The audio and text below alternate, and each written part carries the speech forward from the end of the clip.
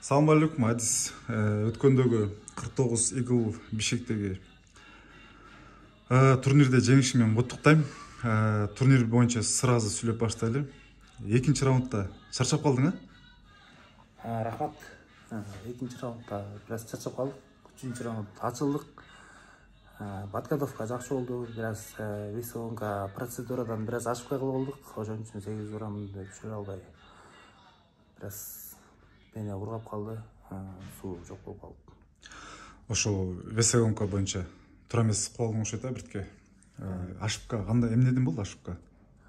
Ашыпка сууну бир взвешивание 2 күн калганда токтотуп алып, ошондон бираз кыйналып түшүрүп деле койсок болот. Организм бираз истощение болбосун, бойдон кыйналып калбайын деп эметип калдык. Түшүрүп эле жол карточкага макул болуп. Чтоб сохранить бой, да? Күчтүү сохранить. Анан бойго айрылсак, экинчи раундда чарчап, анан үчүнчү раундка кандай ощущение болду? Кандай өзүңдү сездиң? Эмне исход бойдо эмнелерди өзгөртүп салдың? Углда Белек Абдыжапаров, Кайрат болду. Подсказкалар кандай болду? Подсказкалар негизи по плану башкача болчу. Биринчи раунд чыгып, анализ кылып, бияктан чыгып, бияктан стойкадан бираз иштеш керек болчу. Анан мен чыгып эле зырыв кылып күрөшкө кирип алып, башында зырыв кылып алган үчүн бираз башынан шайым кетип калды. Анан бул 75 килограммга биринчи жолу выступать этип аткандыктан бираз алда кетип, анан бираз чарчап калдым.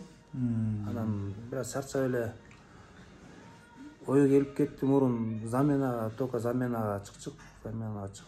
Анан 3-чү раунд жетпей калчык. Дыхание жетпей калчы, чарчап калчык. Функционалга жетпей калчы, кардио жетпей калчы. Мында чыгып эле взрыв кылып алып, бираз шай болуп калгандан бираз стресс болдум. Бойдо жүрүп алып, өзүм менен өзүм сүйлөшүп, мурун 3-чү раундга жетпей калчу элем.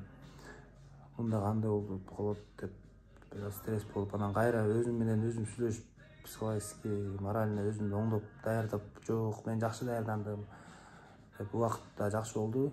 Ошон үчүн 75ке түшүрүп, диета кармап, бираз жалкоолукту жеңип дегендей. Ооба, анткени достор, Eagle FC 77 килограммды алып салган, азыр 77 килограмм жок. Бул дивизионду алып салышты. Ошон үчүн Адис 84кө мушташкан бала. Анан биринчи жолу ошол 75 промежуточный канча болду биз? Канча сүйлөшүлдү? 75 килограмм 400 граммга деп промежуточный сүйлөшкөндүктөн баягы весин туура эле кууп, жакшы эле келип, ошо акыркы 800-900 грамм эле түшпөй калды да. Негизи акыркы грамм эч качан түшпөйт да, кыйын түшүшү. Бирке ашып калды, буюрса оңдойсуң да. Азыр кандай план алдыда? Мына буюрса контрактка кол койдуң, бардык комфорт түзүлдү. Эмне план дальше? План дисциплина кармаш керек, тренировка кылыш керек, жалпы өзүңдү өзүң жеңип эле режим кармап, буюрса контракт беришти 4 бойго Eagle FC.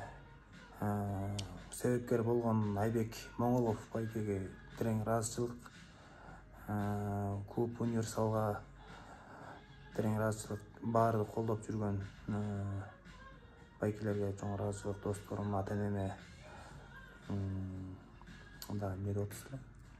Ошол эми туура эле айтасың, баягы колдогон, сага жардам көргөзгөн адамдардын жакшылыктарын профессиональный подход кылып, буюрса эми көп нерсе обещать этип бербейбиз, буюрса мурун насчет духа эле чыгып, урушечка бираз даярданып, жакшы шанстарды берип атышат. Буюрса жакшылап даярданып, жакшы ийгиликтерди жаратабыз. Только ийгилик, анткени бул жол табынагандан кийин эми до конца чыгыш керек, какой-то вершина кылыш керек, история калтырыш керек, туурабы? Эме деп коет го, баягы адам с годами становится мудрее деп коет го. Буюрса ашыпкай калабыз, ар кайсы жактан ашыпкай калабыз, тренировкадан деле ашыпкай калабыз, весовка процедурадан ашыпкай калабыз, план бояны өзүбүз укпай бираз эметип алабыз. Буюрса профессиональный подход кылыш керек. Буюрса даярданганга да жакшы возможностьтарды берип атат. О да азыр бүт өнүгүп атпайбы? Цель бар. Бояться нечего. Чыгабыз биржа. Кыргыздын духун көрсөтөбүз биржа. Рахмат, жакшы. Да эмне айтчу сөздөрдөн сүйлөгенен эле. Ошол универсал клубга келип тренировка кылсыздар. Под руководством Белеке Абдыжапарова. Бойго даярдаган учурдан пайдаланып, расылык айтып кетейин, бойго даярдаган Белек Абдыжапаров агайыбызга, Руслан Эмилбек уулу байкебизге бизде залда жакшы үлгү алып жүргөн Бекзат Малаканов деген братан бар. Аларга рахмат.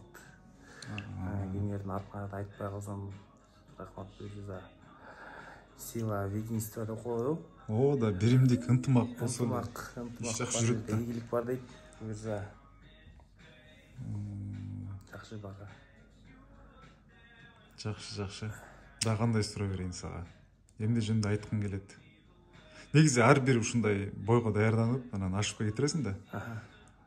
Ар бир бой, ар бир турнирде опыт алып, адам ошондо профессионал болот экен да. Мисалы мен деле көп турнирге барам, көп нерсени каждый турнир сайын үйрөнөм да. Эмне кеңеш айтат элең? Ушул жаңы чыккан, жаңы бул жолго түшкөн мушкерлерге, жигиттерге. Эми андай айтканга деле азыр эмес, жетелик окшойт. Деңгээлибиз жетелик. Совет бул дисциплинага кармаш керек, жалкоо болбош керек, өзүңдү өзүң жеңип, машыгууларды күчөтүш керек, дуктан сынбаш керек дегендей. Негизи сен даярдыкта зал кыдырасыңбы, башка залдарга барасыңбы? Барабыз. Кайсы залдарга барасың? Бир Алимардан деген Сакадай бой Саралтын кыйын дос балам бар. Кыйын бала. Да, кыйын бала. Сакадай бой Саралтын Алимардан Абдыкаров деген досубуз бар. Ошонун залына барабыз. Чакырат. Көп бизде залдар, ММА залдар. Бирок зал кыдырган жакшы экен? Зал кыдырган жакшы. Баягы бир эле адам менен иштеше бересиң. Спарринг болот, партер болот, борьба, грэплинг, спарринг, бокс, кикбокс. Бул универсал спорт болгондуктан кыдырыш керек, туура келет. Бир залга эле кыла бербей, дагы жигит спорт клубуна, бойцовский клуб барабыз, Алимардан залына барабыз, Альфа профиге, универсалга. Мага ошо Алимардан менен тиги Омок бар го, экөө дос да. Экөө бири-бирине залда балдан алып барат го. Жумасына бир жолу, эки жолу кээде Алимдикине келет, кээде Кубаныкына барышат да. Аябай жагат ошол, зашкаливает да, потому что балдар аралашып, опыт алмашып, ынтымакты көргөзөт. Анан негизи эле кимде ким угуп көрүп атса ошо колдон келсе агайлар балдарды кызганбай залдарга жиберип, чакырып, ушинтип бири-бирибизди колдоп өссөк болот, колдон келет. Ошону кылышыбыз керек. Эми даярдык каяктан өткөрөсүң? Жакында бирүза любительский турнир болот. Таиландда. Гамма деген организация болуп калабы? Федерация болуп калат. Семирный организация. Өткөндө Голландияга барып, чемпионат бирине катышып келген. Азыр чемпионат Азиясы болуп, Таиландда ошол жака барып турнирине катышып, любительский бой өткөрүлүп, бойлорду кругойго көбүрөөк чыгыш керек. Анан бир эки айдай ошол жакта сборго барып калып, жакшы машыгууларды өткөзүп, чоң деңгээлдеги мушкерлер менен чогуу күрөшүп, спарринг кылып, ошол жактан сбор өткөзүп келейин деген пландарыбыз бар. Буюрса. Жакшы, ушу тилектер орундалсын. Туура айтасың ошол. Профмун деп жүрө бербей, любительскийде чыгып атканың бул дагы үлгү. Анан өзүңө да баягы мастерство өзөт, опыт аласың. Билем дебей баягы билгенден билбегенибиз көп деп коет го. азыр бүт баарын кылыш керек, менет аябай кылыш керек. Ашыктуу эле баш жарбайт. Физикага иштеш керек, функционалкага иштеш керек. Агай Билек Абдыжапаров агай айтып берет. Агай меники физикам нормальный деп залдан кроссфит баштаган эле, меники нормальный, муну талаша бересиң да. Анан айтат, ашыктуу эле баш жарбайт. Тытыныш керек, кыла бериш керек, любой нерсени айткандай кылыш керек. Анан ошондо бирдеке болот, результат болот дейт. Анан ошону аракет кылып айтканын кылабыз. Белек, менде да эң биринчи ушу бойцовский мирге ушул залгачы биринчи ушу Белек алып барган универсал деген клубка. Белектин агайы, менин агайым болчу эме стратегический деп ушу Белек алып барган менде залга. Ошондо ыраазычылык айтып коеюн, эми ийгилик сага. Рахмат. Алдыдагы бойлорго айылда даярдыктарыңа, бардык ушул чемпионат эмеге, чемпионат Азия болгонту? Гамма? Чемпионат Азияга жакшы даярданып, жакшы опыт алып, медаль алып, кыргыздын эмесине, копилкасына медаль кош. Ийгилик. Айткан кезин буюрса ыраазычылык. Сизге да чоң рахмат. Весоңкадан жардам берип өткөндө келип, түнү менен бес кылышып, чоң эмебизди бөлүшкөнүңүзгө чоң рахмат. Бойцовский клуб универсалга рахмат. Айбек байкеге ушундай чоң возможность берип, сүйлөшүүлөр жүргүзүп берип. Все, анда ийгилик. Ушу менен эң жакшы чоң жеңиштерден интервью ушул баягы чоң бир жеңиш кылып, анан ошону сүйлөшөбүз.